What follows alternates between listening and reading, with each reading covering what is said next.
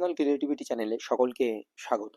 আপনারা দেখতে পাচ্ছেন diary number Abhijit Sadhu Khan versus the state of West Bengal.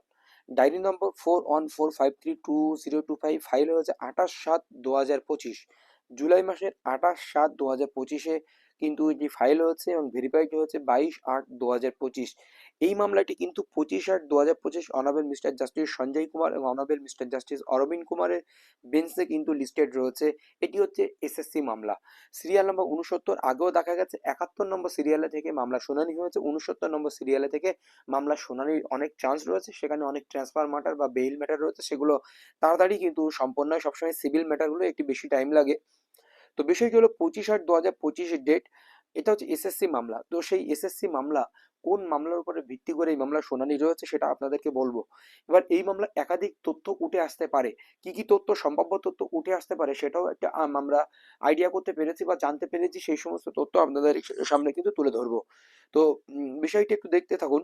এখানে পিটিশনার 47, 49, প্রায় 73 জন রয়েছে। রেসপন্ড করা হয়েছে the state of West Bengal, the West Bengal central school service Commission, the chairman the West Bengal Board of Secondary Education, the president Sanjay Kumar Dalui and Lipika Mondal. Sanjay Kumar Dalui বলতে আপনারা জানেন যে একটি মামলা হয়েছিল কলকাতা হাইকোর্টের ডিভিশন বেঞ্চে বা সিঙ্গেল বেঞ্চে। সঞ্জয় কুমার দলুই বলে যে মামলাটি ছিল, যেখানে ওয়েটিং ক্যান্ডিডেটরা করেছিল তাদেরকে 10 নম্বর দিতে হবে বা তাদেরকে এই সুযোগ দিতে হবে, সমস্ত সুযোগ যারা সার্ভিস করছে তাদের মতো করে দিতে হবে। লিপিকা মন্ডল এই মামলাগুলোর ছিল।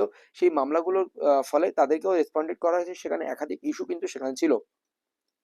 তো এই বিষয়ে দেখুন, এখানে যে মামলাগুলোর উপরে ভিত্তি করে করা হয়েছে, হাইকোর্ট ওয়েস্ট বেঙ্গল, হাইকোর্ট এট ক্যালকাটা, ম্যাট নম্বর এত। এই মামলাকে সৌমেনসেন জাস্টিস স্মিতা দাসদের বেঞ্চের যে order, high court West Bengal, high court Kolkata, CN can নম্বর এত, সৌমেনসেন Smita দাসদের। High court West Bengal, high court mat 1024-কে কেন্দ্র করে সৌমেনসেন স্মিতা দাসদের এই যে মামলাগুলো দেখতে পাচ্ছেন, এই মামলাগুলোকে চ্যালেঞ্জ করা হয়েছে। এই মামলাগুলোকে চ্যালেঞ্জ করে তারা কিন্তু সুপ্রিম কোর্টে দ্বারস্থ হয়েছেন। এখানে আবার দেখা যাচ্ছে যে উল্লেখযোগ্য যে ক্যাভিয়েট ফাইল দুটো দাখিল হয়েছে। একটি হচ্ছে West Bengal central school service commission through chairman একটি ক্যাভিয়েট ফাইল করেছে ভার্সেস সঞ্জয়। একটা ক্যাভিয়েট ফাইল দাখিল করা হচ্ছে high court of West Bengal MAT এতকে কেন্দ্র করে, ম্যাট 1024-কে কেন্দ্র করে। আরেকটি হয়েছে, সেটি হলো state of West Bengal Kumar Dalui, যে একটু আগে আপনাদের সঞ্জয় কুমার দলুই, সেটাকে ওটা। আরেকটি হলো 10787 state of West Bengal MAT 1024। এটা এই দুটোকে আবার ক্যাভিয়েট ফাইল সম্পন্ন করেছেন state of West Bengal and West Bengal central school service Commission. এই হচ্ছে মামলার মূল বিষয়। তো এই মামলা কিন্তু 25 তারিখে শুনানি হওয়ার চান্স রয়েছে। এখানে কিন্তু যে ক্লারিফিকেশন গুলো কিছু নিয়ে আসার চেষ্টা করা হচ্ছে, সেগুলো হচ্ছে যে ফ্রেশ সিলেকশন প্রসেস এরকম একটি বিষয় রয়েছে। আরো একটি বিষয়, কিছু টেইন্টেড ক্যান্ডিডেটরা আবেদন করছে, তেমন বিষয়টিও কিছু উত্থাপন হতে পারে। কিছু টেইন্টেড ক্যান্ডিডেট, কিছু ডকুমেন্টস কিন্তু সামনে এসছে, সেই সমস্ত বিষয়গুলো এখানে কিন্তু উত্থাপন হতে পারে। এছাড়াও আরেকটি বিষয়, এখানে যে সমস্ত প্রার্থীরা এই টেনশনে বা চাপে মৃত্যুমুখী হয়ে গেছেন এবং তাদের সেই সমস্ত তথ্য, সেনসিটিভ কিছু তথ্য কিন্তু উঠে আসতে পারে এই শুনানিতে। যেমন আপনারা দেখেছেন কিছুদিন আগেই একটি স্যার মারা গিয়েছিলেন। সেই সমস্ত তথ্য, কিছু সেনসিটিভ তথ্য কিন্তু মৌখিকভাবে উঠে আসতে পারে বিচারপতির সামনে, বা আরো কিছু আনুষঙ্গিক তথ্য কিন্তু উঠে আসবে। তো এরপরে আমরা কোন অর্ডারের উপরে ভিত্তি করে তারা সুপ্রিম কোর্টের দ্বারস্থ হচ্ছে সেই অর্ডারটি একটু আমরা দেখে নেব। 1017/2025 ক্যান 1 ও 2025 Arunima Pal and others state of West Bengal for appellants for the state and WBSC WBCSS কাদের পক্ষে ছিল। 14 July 2025 hearing concluded and judgment and 16 July 2025। এই মামলার উপরে ভিত্তি করে কিন্তু তারা কিন্তু সুপ্রিম কোর্টের দ্বারস্থ হয়েছে। এই মামলাতে আমরা যদি কনক্লুশন পার্ট বা অবজারভেশন পার্ট আসি, সেই অবজারভেশন পার্ট দেখলে বিচারপতি কি সিদ্ধান্ত নিয়েছেন সেটা আমরা কিন্তু কিছুটা হলে বুঝতে পারবো। তাহলে আপনাদের অবজারভেশন পার্টে নিয়ে আসলাম। The principal issue raised in the appeal is the applicability of the said rule of 2025 and relation to the candidate who have participated in the first SLST 2016 for class 9, 10, 11, 12। যারা 2025 relation to candidate participate in the SLST rules 2025 নিয়ে challenge করা হচ্ছে, যারা SLST 2016-তে 9, 10, 11, 12-এ participate করেছিলেন। The present appellants are wait listed candidate. এই অ্যাপিলেন্টটি হচ্ছে ওয়েস্ট লিস্টেড ক্যান্ডিডেটরা করেছেন, যারা ওয়েটিং এ রয়েছেন সেই সমস্ত ক্যান্ডিডেটরা করেছেন।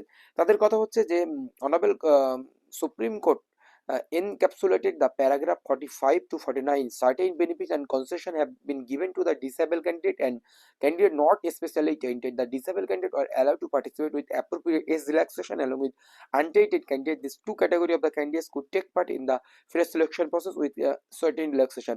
অ্যাপার্ট ফ্রম এই সমস্ত তাদের কথা তুলে ওয়েটিং লিস্টে যারা রয়েছে তারা এই সুযোগটি তারা কিন্তু পাচ্ছে না, তাদের এই কথা এখানে তুলে ধরা হচ্ছে। Paragraph 49 age election was allowed to only to such categories of candidates who were appointed in said selection process. The reliance on paragraph 5 of the miscellaneous applicant filed before the Honorable Supreme Court, in our view, does not come to the aid of the present applicants as they are not given to any benefits of the age election and other concession.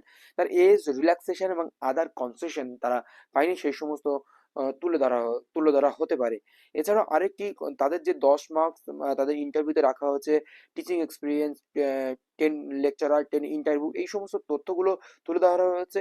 এখানে have been provide which would granted a recruiting authority and interview ভোট unbridled power to allot the marks in discriminate.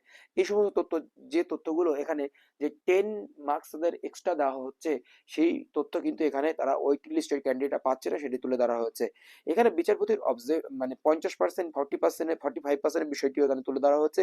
কিছু declaration আমরা আসবে কিনা অপেক্ষা করবো। এখানে বিচারপতির পর্যবেক্ষণ আমরা দেখেছি, সে বিচারপতির পর্যবেক্ষণে বলেছেন যে এখানে স্টেটের বা West Bengal Board of school service কমিশনের এই ক্ষমতা রয়েছে এটাকে মানে মডিফাই করার। তারা নাম্বার এনসিটি রুলস নেই, তারা কি করবে বা তারা কাদের জন্য কি অ্যাডভান্টেজ দেবে, সেই অ্যাডভান্টেজ সম্পূর্ণ তাদের ক্ষমতা রয়েছে।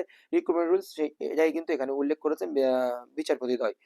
এটা হচ্ছে মূল বিষয়বস্তু। এখন কি হয় 25 তারিখে আবারও কিছু মডিফিকেশন আসবে নিয়োগ প্রক্রিয়ায়, না ওয়েট লিস্টের ক্যান্ডিডেটরা এস রিল্যাক্সেশন বা অন্যান্য সুবিধাগুলো পাবে, সেটাই কিন্তু আমাদের দেখার বিষয়। এরপর 37 pages, it is prerogative of the executive to decide how many appointments shall be made. The mere fact that the names of the candidate appear in the list will not entitle him to mandamus that he we appointed. If it appears that the state government, while making the selection for appointment, had departed from the ranking given in this list, there could have been a legitimate grievance on the ground that the state government had departed from the rules in that respect. The selection for appointment would come provided a particular candidate is eligible for consideration. Selection for appointment would come provide a particular candidate is eligible for consideration. Particular candidate eligible এই consideration করা হয়েছে এই সিলেকশনতে। অরুণ মিপাল and Wares are not selected candidates, তারা selected candidates নয়, and hence could not have been considered for appointment even under recruitment rules of 2016. They have merely participated in the selection process as claimed. They are not similarly placed with the candidates mentioned in the paragraph 49 of the judgment of the Honorable Supreme Court. Honorable Supreme Court paragraph 49 এ যে mention করা হয়েছে age relaxation বা আলাদা কোনো কনসিডারেশনের যে বিষয়টি রয়েছে disable person বা টেন্টেড ব্যক্তিদের জন্য, তাদের সঙ্গে সেই সিমিলার পার্টে তারা এই অরুণিমা পাল এবং আদার্স সিচুয়েটেড করছে না। Interest of the student is a Paramount consideration on such, এই হচ্ছে বিষয় রয়েছে। এখন দেখা যাক কি হয়, অবশ্যই পরবর্তী আপডেট আপনাদের জন্য নিয়ে আসবো।